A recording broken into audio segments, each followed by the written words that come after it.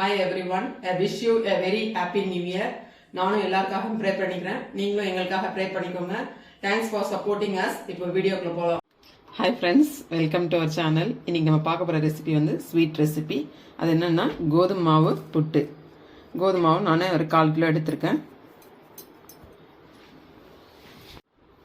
Pinch அளவுக்கு salt. இப்போ நம்ம கொஞ்சம் கொஞ்சமா தண்ணி ஊத்தி பிசைஞ்சுக்கலாம். சப்பாத்தி மாவு பதத்துல. இப்போ இந்த அளவுக்கு ட்ரையாக நல்லா பிசைஞ்சு வச்சுக்கோங்க. இப்போ கொஞ்சம் கொஞ்சமாக நம்ம எடுத்து உருட்டிக்கலாம், சப்பாத்தி உருட்டிக்கலாம்.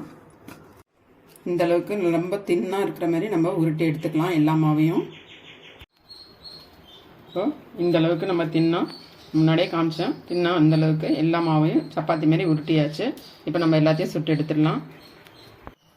இப்போ நம்ம கல் சூடாகிடுச்சு போட்டிருக்கோம். இது வந்து நம்ம என்ன பண்ணணும்னா எண்ணெய் போடாமல் அப்படியே ஃபுல்லாக எல்லாத்தையும் சுட்டு எடுக்கணும். மீடியம் ஃப்ளேம்லேயே வச்சுட்டே பண்ணுங்கள். எண்ணெய் போட தேவையில்லை. ஃப்ரெண்ட்ஸ் பாருங்கள், இந்த மாதிரி எண்ணெய் போடாமல் நம்ம கை விடாமல் திருப்பி திருப்பி போட்டுட்டு வந்தீங்கன்னா இந்த மாதிரி லைட் ப்ரௌனில் ஆகிடும். இப்போ நம்ம எடுத்துடலாம். இந்த மாதிரி எல்லா சப்பாத்தியும் சுட்டு எடுத்துடலாம்.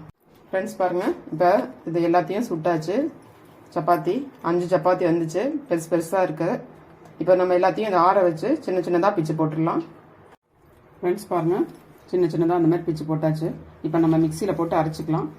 மிக்சியில் அரைக்கிறப்போ நம்ம வந்து இந்த பிளேட்லலாம் கொஞ்சம் தண்ணி இருக்கும், அதை ஃபுல்லாக தொடச்சிட்டு ஃபுல்லாக ட்ரையாக இருக்கணும், நல்லா காஞ்சிருக்கணும். இப்போ நம்ம மிக்சியில் போட்டு அரைச்சிக்கலாம். ரவை பதத்தில் அரைச்சிக்கணும். ஃப்ரெண்ட்ஸ் பாருங்கள், இந்த அளவுக்கு அரைச்சிட்டு வந்தாச்சு எல்லாமே. இது வந்து நம்ம ஸ்பூனால் எடுத்து போட்டு தான் அரைக்கணும். கையால் போட்டிங்கன்னா உங்களுக்கு கொஞ்சம் ஈரமாக இருக்கும், அதனால் ஃபுல்லாக ஈரமாயிடும். அதனால் நம்ம ஸ்பூனாக யூஸ் பண்ணியே நம்ம எல்லாத்தையும் போட்டு அரைச்சிக்கலாம். எடுத்து போட்டுடலாம்.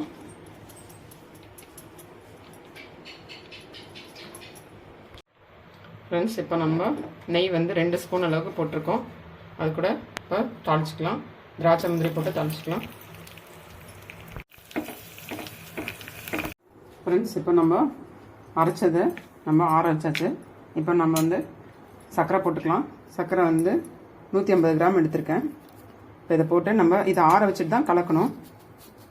சூடாக கலந்துட போகிறீங்க, பார்த்துட்டு கலந்துங்க. இப்போ நம்ம எல்லாத்தையும் கலந்து விட்டுடலாம். இப்போ நம்ம சர்க்கரை போட்டு நல்லா ஃபுல்லாக கலந்து விட்டாச்சு. இப்போ நம்ம தாளித்தது அதுவும் ஆற வச்சு போட்டுக்கலாம். இதையும் போட்டு நல்லா கலந்து விட்டுடலாம். எதுவுமே சூடாக போட்டுறாதீங்க. சர்க்கரை போடுறப்பவும் சரி, நம்ம மிக்சிலேருந்து அரைச்சி வச்சுக்கும் போதும் நம்ம ஆற வச்சு தான் நம்ம சர்க்கரைலாம் போடணும். தாளித்ததும் திராட்சை முந்திரியும் போடணும். இப்போ நான் எல்லாத்தையும் கலந்து விட்டுடலாம். ஃப்ரெண்ட்ஸ் பாருங்கள், இதுதான் கோதுமை மாவு புட்டு.